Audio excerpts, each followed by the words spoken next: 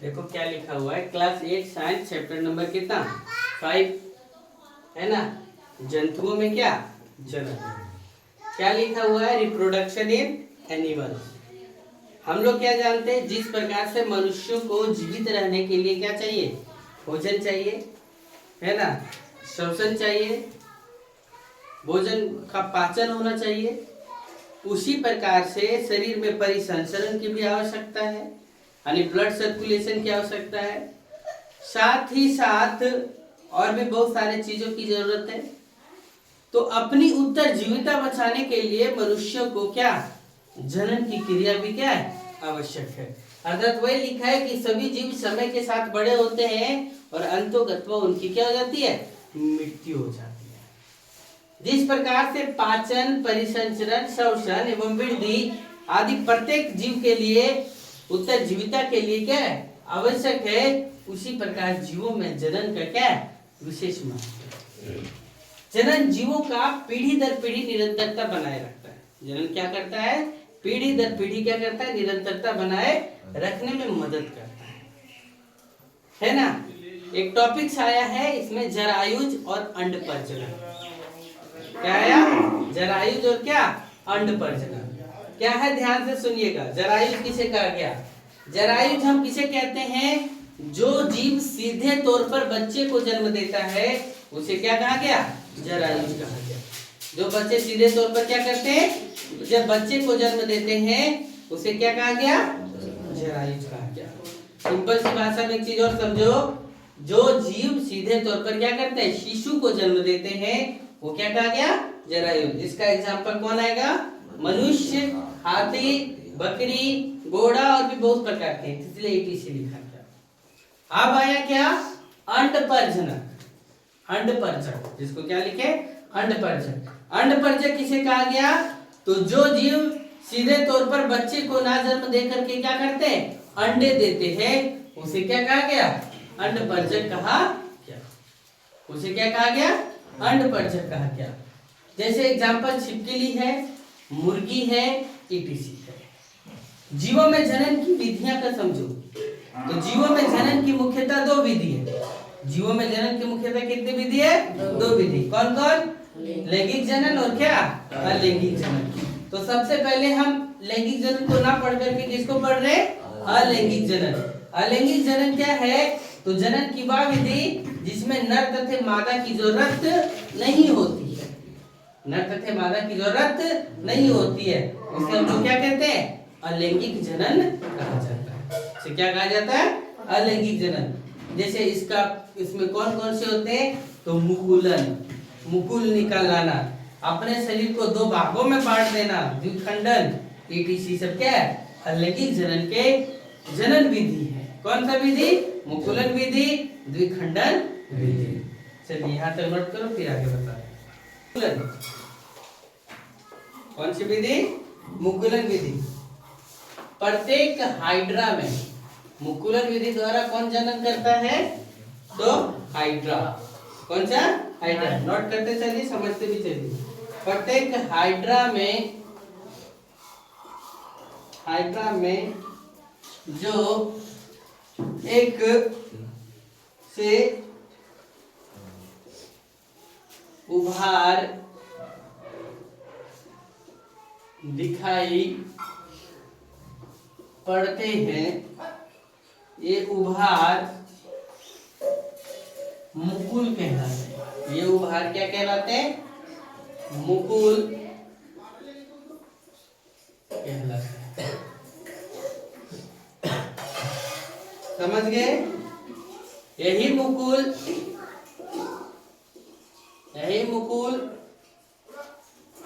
का आकार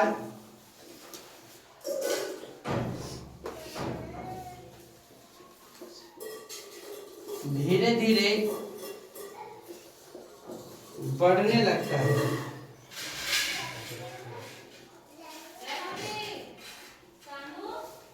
बढ़ने लगता है ना। इससे क्या कहा, इसमें क्या होती है, और खिड़की लॉक करो ना, और जल्द ही मुकुल के नए सिरे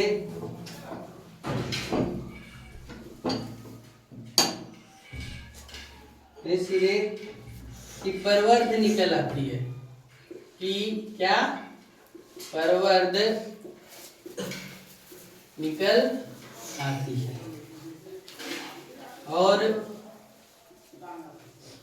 फिर जनक हाइड्रा से टूटकर अलग हो जाता है।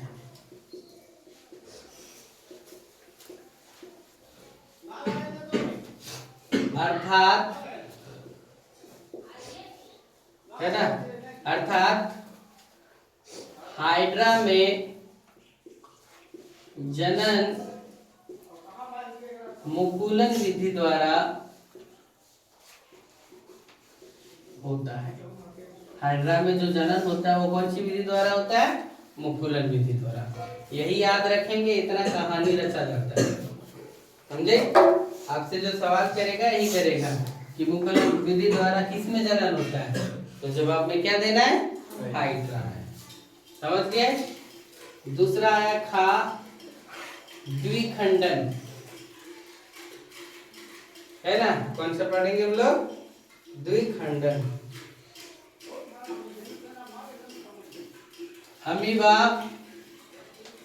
क्या है? एक कोशिकीय जीव है। अमीबा कैसा जीव है? एक कोशिकीय जीव है। ये भी ऑब्जेक्टिव क्वेश्चन में भाग गया। अमीबा कैसा जीव है? एक कोशिकीय जीव है। ठीक है। जनन की क्रिया के समय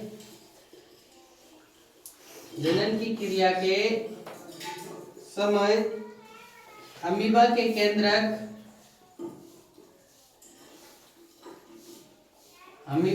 केंद्रक के दो भाग हो जाते हैं,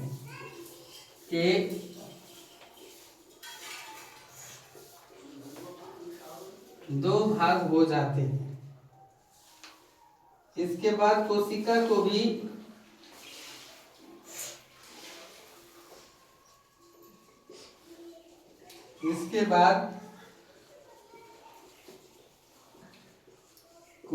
भी दो भागों में बट जाती है। कोशिका भी कितने भागों में? दो भागों में बट जाती है। और प्रत्येक भाग में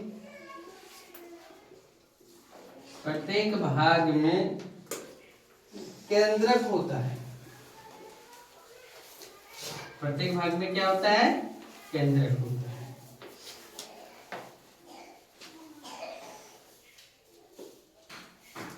अर्थात ध्यान से सुनिए और लिखिए। अर्थात अलैंगिक जनन की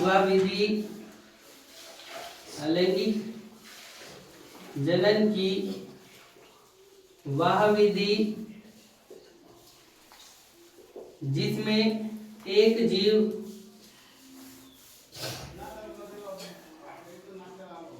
विभाजित होकर दो संतति का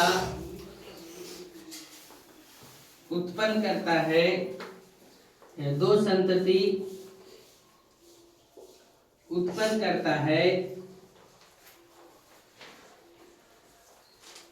द्विखंडन कहलाता है। क्या लिखा? अलैंगिक जनन की वह विधि जिसमें एक जीव विभाजित होकर क्या करता है? दो संतति का उत्पन्न करता है। क्या कहलाता है? द्विखंडन कहलाता है ना?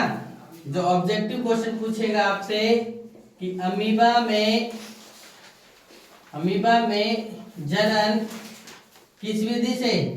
तो द्विखंडन विधि से होता है। अमीबा में जनन किस विधि से होता है? तो द्विखंडन विधि से होता है। आपसे सवाल किया है, ध्यान से सुनिएगा, है ना? प्रश्न 1, सजीवों की पीढ़ी दर पीढ़ी निरंतरता के लिए कौन आवश्यक है? के लिए निम्न प्रक्रम में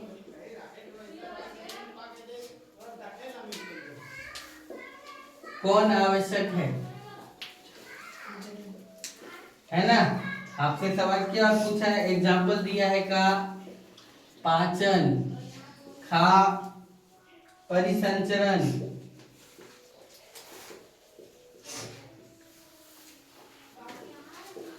गा जनन और था श्वसन। तो किस पे टिक लगाएंगे? जनन पे। नहीं। दूसरा नंबर है, निम्न में कौन जंतु जरायुज है? निम्न में कौन जंतु जरायुज है? तो जरायुज कौन है? यहाँ पे और ध्यान से देखिए, लिखा है का मनुष्य, खा मुर्गी, गा कौआ और घा क्या? बतख। तो निम्न में कौन जंतु जरायुज है? तो जरायुज कौन है? मनुष्य। मुर्गी क्या है? अंडा देती है, कौआ अंडा देती है, बतख क्या करती है? अंडे। मनुष्य क्या करते हैं? बच्चे जन्म। इसके बाद हम लोग दूसरा टॉपिक्स पढ़ेंगे, कौन सा? लैंगिक जनन। कौन सा पढ़ेंगे? लैंगिक जनन, है ना?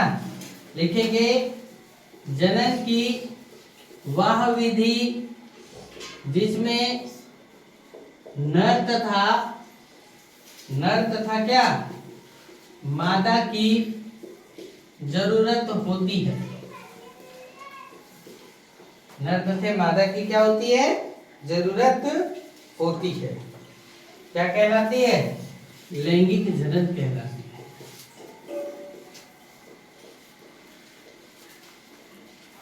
लैंगिक जनन कहलाती है। जंतुओं में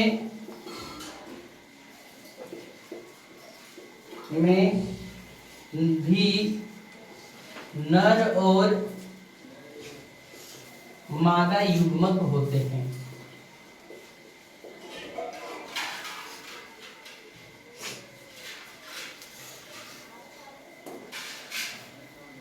या जंतुओं में भी नर और मादा जननांग होता है, जिनमें युग्मक बनते हैं। जिनमें क्या होते हैं? युग्मक बनते हैं। नर तथा मादा के युग्मनज या युग्मक मिलकर किसका? युग्मनज का निर्माण करते हैं। समझ गए? चलिए यहां तक नोट करें। ये युग्मनज विकसित होकर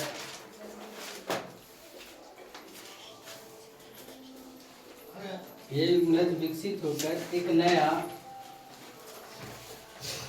जीव बनाते हैं।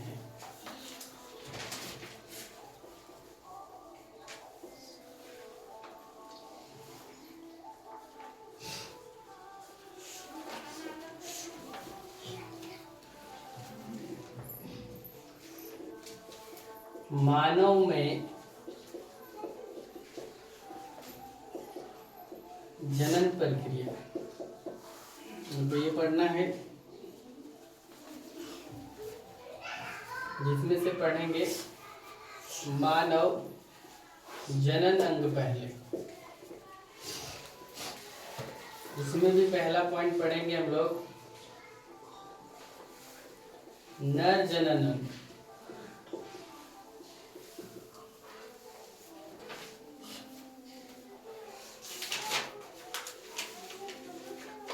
Male reproductive organ. नर जनन अंग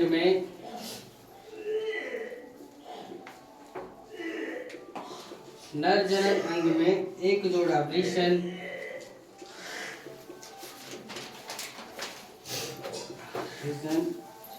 दो शुक्राणु नलिका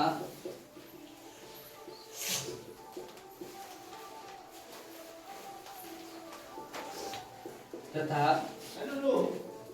एक शीशन लिंग होते हैं। वृषण में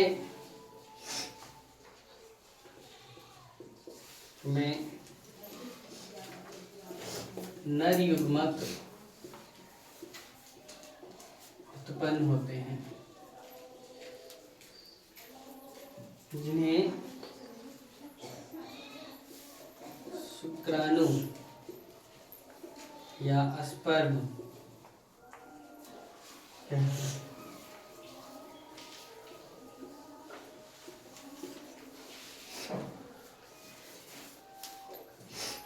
शुक्राणु अत्यंत सूक्ष्म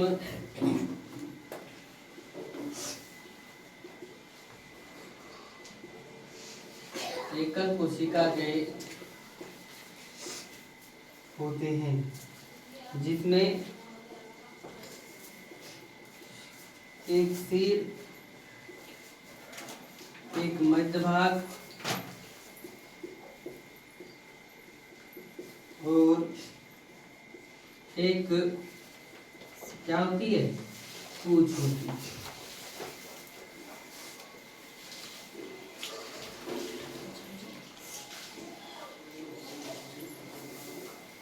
चलिए इतना ही लिखिए, कल का टॉपिक रहेगा मादा जननांग अंग।